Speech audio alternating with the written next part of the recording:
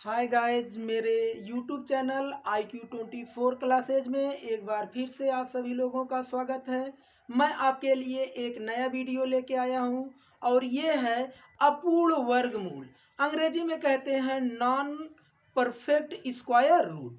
यानी अपूर्ण वर्गमूल का मतलब ये होता है कि किसी ऐसी संख्या का वर्गमूल बताइए जो पूर्णता ना हो, यानी पूर्ण रूप से वर्गमूल नहीं निकाला जा सकता है। यानी आप कहेंगे दशमलव में मान हो तो उसे हमने नाम लिख दिया अपूर्ण वर्गमूल।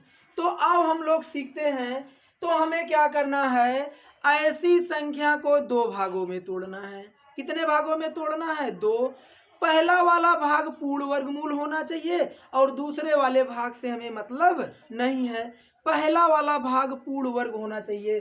तो हमने लिख दिया पहला वाला भाग पूर्ण वर्ग, और y कुछ भी हो सकता है, उससे हमें कोई मतलब नहीं है। जैसे हम लोग आते हैं क्वेश्चन नंबर 1, हम कहें कड़ी में 5 का वर्गमूल बताइए। कड़ी में 5 का वर्गमूल बताइए। अब आप कहेंगे 5 को दो भागों में तोड़ा जाए।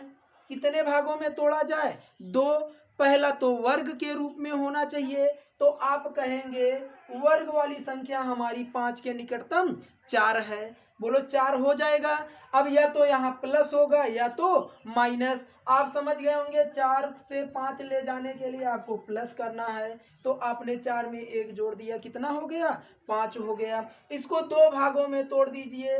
यानी जो पूर्ण वर्ग है उसको हम लोग क्या करेंगे, कड़ी में लिखेंगे, और जो पूर्ण वर्ग नहीं रहेगा उसको कड़ी से बाहर लिखेंगे। तो आप कहोगे कड़ी में 4 प्लस 1/2 कड़ी में 4। अब देखिए कड़ी में यक्स था तो हमने लिख दिया कड़ी में 4, प्लस या माइनस तो आप कहेंगे प्लस है तो प्लस लगाओगे। y का मान 1 है, बटे में 2, कड़ी में यक्स मतलब कड़ी में 4। इसको आगे बढ़ा देते हैं हम लोग। 4 का वर्गमूल आप कहेंगे 2, फिर प्लस 1/2 गुणे 4 का वर्गमूल आप कहेंगे 2। अब आप इसको और आगे हल करेंगे तो 2 प्लस 1/2 दूनी कितना हो जाएगा? आप कहोगे 4 हो जाएगा।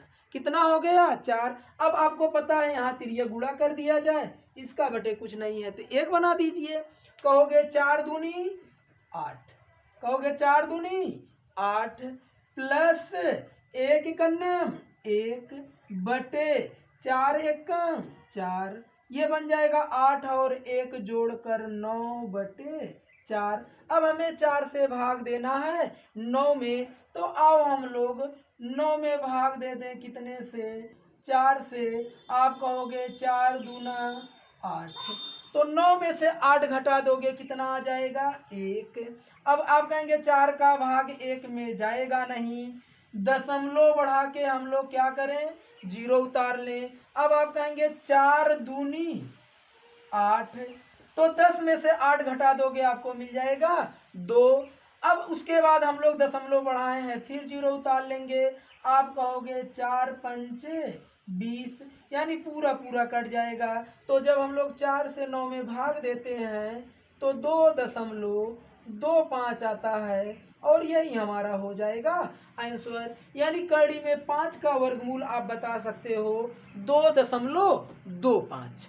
अगले नंबर पे आते हैं। अब अगले नंबर पे हम लोग ले लेते हैं जैसे कड़ी में 7।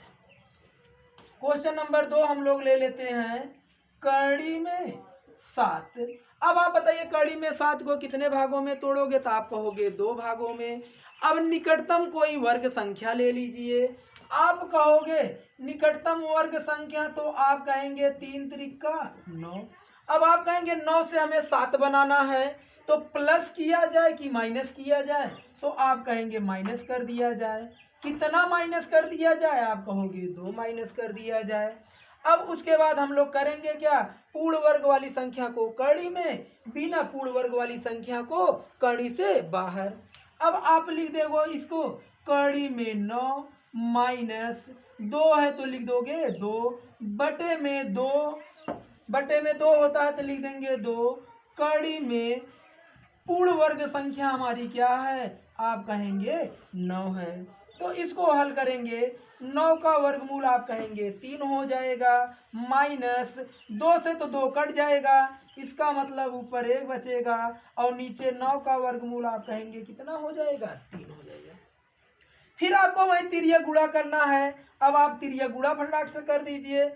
आप कहोगे 3 त्रिका 9, 1 एकन्ना 1, 9 में से 1 घटा दोगे तो आप कह दोगे कितना, 8/3।